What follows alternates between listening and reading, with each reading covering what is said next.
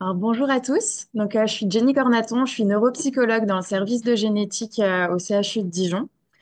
Je suis là pour vous parler du NeuroRare Minds Club, qui est donc le premier club des neuropsychologues dédié aux maladies rares du neurodéveloppement. Donc, on a mis en place avec Marie-Noëlle Babinet, qui est neuropsychologue au centre Génopsy à Lyon. Ça va être assez court puisque c'est un club qui vient d'être créé. Voilà, on l'a mis en place il y a quelques mois et puis on a fait simplement deux réunions pour l'instant du club.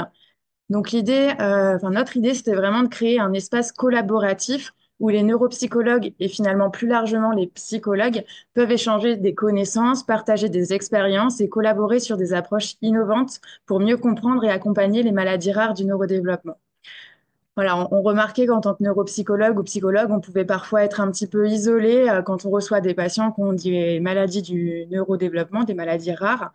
Donc l'idée, c'était vraiment de faire un regroupement national pour qu'on puisse échanger sur nos pratiques. L'idée de ce club, ça va être à la fois de discuter sur des projets de recherche, sur des projets au niveau de, voilà, de nos pratiques, comment on évalue les patients, comment on va les observer, comment on les prend en charge, et évidemment aussi de faire du lien et de créer un réseau de neuropsychologues, encore une fois, national. Donc là, à ce jour, on est 28 membres. Donc, il y a des neuropsychologues qui viennent d'un petit peu partout dans la France, des neuropsychologues qui font partie des centres référents maladies rares, centres de compétences. On a aussi des neuropsychologues qui viennent d'IME, de femmes, des libéraux. Voilà, on a un petit peu de tout horizon. Et donc, ce club-là, il est ouvert, comme je vous l'ai dit tout à l'heure, à tous les neuropsychologues ou tous les psychologues qui souhaiteraient y adhérer.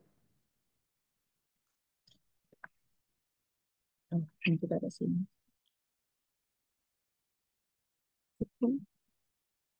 J'arrive pas à passer à la diapo suivante. Je sais pas si c'est normal.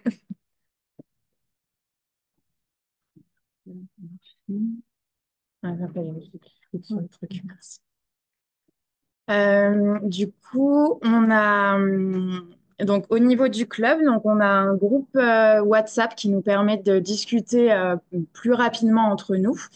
Et on a mis aussi en place des réunions visio tous les 2 mois où on peut un petit peu échanger sur des sujets différents. Donc, notre première réunion avait eu lieu le 16 septembre. Et donc là, ça a été l'occasion de nous présenter et de voir quel sujet on voulait travailler les prochaines fois. Donc, les idées qui sont ressorties de la première réunion, ça a été de travailler par exemple sur des outils d'évaluation. Donc, on a par exemple parlé d'un outil qui s'appelle le Later 3, qui est un outil d'évaluation complètement non verbal, qui permet d'obtenir un quotient intellectuel non verbal, qui pour l'instant est normé, enfin, existe uniquement en Amérique, qui n'est pas traduit en français, même si c'est un test non verbal. Donc, l'idée, c'était d'échanger un petit peu sur cet outil pour voir si on pouvait se l'approprier et s'il pouvait être utile pour nos patients. Ensuite, concernant les patients qui ne peuvent pas forcément être évalués de manière standardisée, on avait l'idée aussi d'échanger sur des grilles d'observation, euh, voilà, sans passer par des tests normés. Il y a une grille d'observation qui avait été créée par l'équipe mobile du pôle A10 au Vinatier, pardon. Et donc, l'idée, c'était de reprendre un petit peu cette grille, de se l'approprier, de l'améliorer. Au niveau des soins, le centre Génopsy à Lyon a mis en place un ETP qui s'appelle JAMREP, donc pour les jeunes adultes avec une maladie rare à expression psychiatrique. Donc l'idée aussi du club des neuropsys, ça va être d'élargir un petit peu cette offre de soins par rapport à JAMREP et que chacun puisse s'approprier cet ETP. Donc l'idée, c'est aussi de se servir des choses qui existent déjà pour les élargir au niveau national. Une autre idée qui a été abordée, c'est d'adapter le programme Barclay, qui est un programme d'entraînement aux habiletés parentales pour les parents d'enfants qui ont un trouble oppositionnel avec provocation, plutôt à des parents d'enfants qui ont aussi un trouble du développement intellectuel associé. Parce que le programme Barclay de base n'est pas forcément spécifique aux troubles du développement intellectuel, et du coup, il peut y avoir des petites subtilités voilà, qui seraient un petit peu différentes. Donc, l'idée, c'est de le retravailler un peu. Et puis, ça a été aussi l'occasion, avec Marie-Noëlle Babinet, qu'on présente un projet de recherche qui est vraiment au tout début de construction sur la caractérisation du vieillissement cognitif dans certaines maladies rares. Donc là, on est vraiment en train de voilà, travailler sur le projet.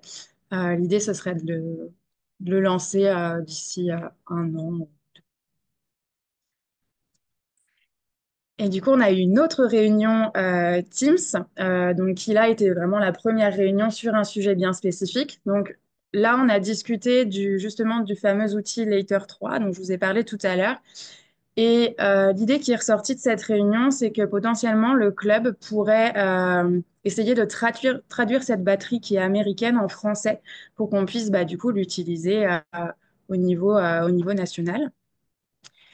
Et du coup, la prochaine réunion est prévue le 6 janvier. Donc, c'est toujours les lundis de midi à 13 heures en visio.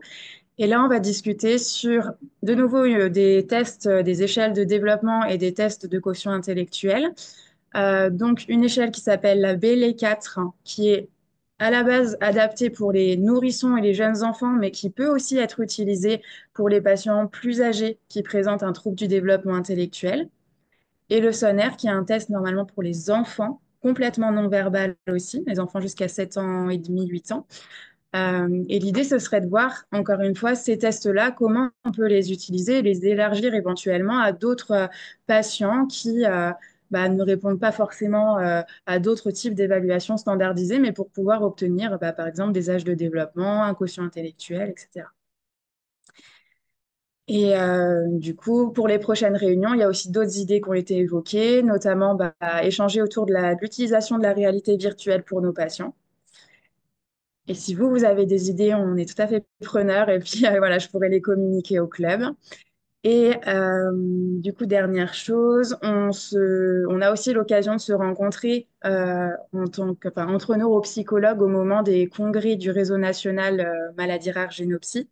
Donc là, le dernier a eu lieu il y a 2 semaines à Paris et le prochain sera du coup le 21 novembre 2025 à Dijon. Donc si vous voulez retenir la date. Et puis pour ceux qui voudraient nous rejoindre, voilà, l'idée c'est juste de nous contacter, nous envoyer un petit mail avec adresse mail et numéro de téléphone. Et puis voilà, on intègre les personnes dans le groupe WhatsApp et dans le groupe Teams où là on partage plus de documents voilà, pour le club.